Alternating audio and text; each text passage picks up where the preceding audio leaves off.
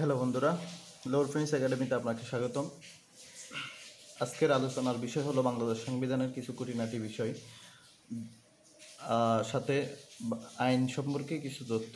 আসুন এক নজরে দেখে নিই। আইন ইংরেজি শব্দ ল শব্দটি ইংরেজি ল শব্দটির আবিধানিক উৎপত্তি LOW, যা টিউটনিক মূল শব্দ ল্যাগ থেকে উদ্ভূত। অর্থ হচ্ছে স্থির বা অপরিবর্তনীয়। অধ্যাপক হল্যান্ডের মতো আইন হলো মানুষের বাহ্যিক আচরণ নিয়ন্ত্রণের এমন কতগুলো সাধারণ নিয়ম যা সার্বভৌম শক্তি কর্তৃক প্রযুক্ত। অস্টিন বলেন, আইন হলো সার্বভৌম কর্তৃপক্ষের আদেশ। স্পেন্সার এর মতে আইন ও স্বাধীনতা পরস্পর বিপরীত। জন লকের ভাষায়, যেখানে আইন নেই সেখানে স্বাধীনতা থাকতে পারে না। লাস্কি এর মতো হচ্ছে আইন রাষ্ট্রের ঊর্ধ্বে। হল্যান্ডের মতে আইনের উৎস ছয়টি: প্রথা, ধর্ম, বিচার সংক্রান্ত রায়, ন্যায় বিচার, আইনসভা, বিজ্ঞানসম্মত আলোচনা। আইনের প্রকারভেদ: আইন তিন ভাগে হতে পারে: সরকারি, বেসরকারি এবং আন্তর্জাতিক। গ্রিক দার্শনিক অ্যারিস্টটলের মতো সংবিধান হলো রাষ্ট্রের সেই জীবনধারা যা রাষ্ট্র নিজেই বেছে নিয়েছে, অর্থাৎ নিজের জন্য বেছে। Constitution is the way of life of the state has chosen for itself. এই হলো গ্রিক দার্শনিক অ্যারিস্টটলের মতবাদ। পরবর্তীতে আসছে হচ্ছে ব্লাসফেমি আইন। ব্লাসফেমি আইন হচ্ছে ধর্ম অবমাননার জন্য শাস্তি, যা ইউকে বা ইউনাইটেড কিংডমে প্রথম চালু হয় 1992 সালে। রাজকীয় ফরমান দ্বারা মৌলিক আইন কোরআন ও সুন্নাহকে রাষ্ট্রের সংবিধান হিসেবে গ্রহণ করে সৌদি আরব। নির্দিষ্ট সংবিধান নেই, কিন্তু তারা কোরআন সুন্নাহকেই তাদের আইন হিসেবে গ্রহণ করেছে 1992 সালে। ইউএসএ বা ইউনাইটেড স্টেট অফ আমেরিকা 1787 সালে 17 সেপ্টেম্বর সংবিধান প্রণীত হয়, যেখানে 1789 সালে 4 মার্চ কার্যকর হয়। 1947 সালে জাপানের সংবিধান কার্যকর হয়। নেপাল 2015 সালে নতুন সংবিধান প্রণীত করে, যেখানে সমকামী, উভয়কামী এবং তৃতীয় লিঙ্গের সুরক্ষার বিষয়টি নিশ্চিত করা হয়েছে। অর্থাৎ তারা অতিরিক্ত স্বাধীনতা দেখাতে গিয়ে মৌলিক স্বাধীনতা কিংবা বাক স্বাধীনতা কিংবা নিজের আচরণগত স্বাধীনতা প্রকাশ করতে গিয়ে তিন ধরনের মানুষকেই স্বাধীনতা নিশ্চিত করেছে। ইউকে বা ইউনাইটেড কিংডমে ম্যাগনা কার্টা স্বাক্ষরিত হয় 1215 সালের 15 জুন, যেটা ম্যাগনা কার্টা হিসেবে পরিচিত।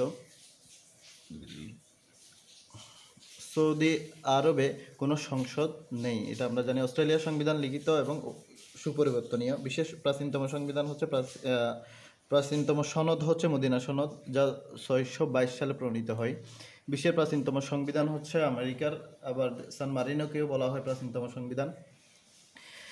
আমেরিকার আইন যদি 2/3 মেজরিটি অর্থাৎ 3 মেজরিটি না পায় বা স্বাভাবিক মেজরিটি 50+ পায়, তাহলে তাকে অ্যাপেন্ডিক্স আকারে সংবিধানে যুক্ত করা হয়, যাকে বলা হয় বিল অফ রাইটস। আমরা জানি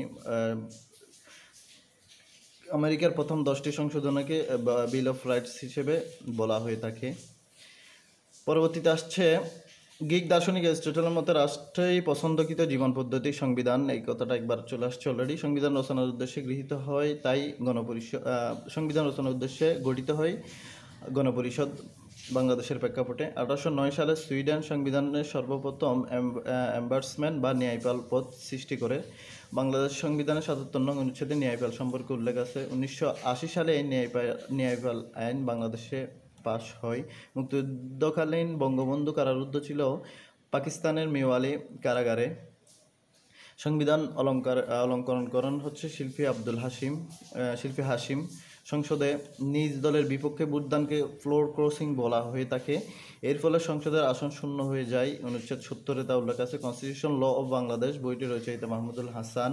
প্রজাতন্ত্রের সকল ক্ষমতার মালিক হবে জনগণ, উল্লেখ আছে 7 নং অনুচ্ছেদে। 7-এর 1 বাঙালি জাতীয়তাবাদের ভিত্তি হবে ঐক্য ও সংহতি। ধর্ম নিরপেক্ষতার নীতি ব্যাখ্যা দেওয়া হয়েছে 12 নং ধারা 12-তে। পরবর্তীতে আসছে হচ্ছে শিক্ষার জন্য সংবিধানের অঙ্গীকার ব্যক্ত করা হয়েছে 17 নং ধারায়।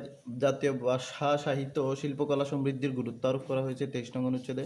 সরকার কর্তৃক গৃহীত পদ হচ্ছে ক্ষুদ্র নৃগোষ্ঠী অর্থাৎ আদিবাসী বা অন্যান্য গুলা গ্রহণ করা হয় নাই। সরকার গ্রহণ করেছে ক্ষুদ্র নৃগোষ্ঠী শব্দটি।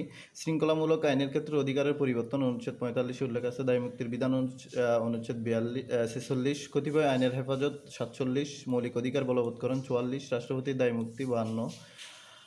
পরবর্তী হচ্ছে সুপ্রিম জুডিশিয়াল কাউন্সিল সদস্য হচ্ছে 3 জন হয়ে থাকে, যার প্রধান হয়ে থাকে প্রধান বিচারপতি।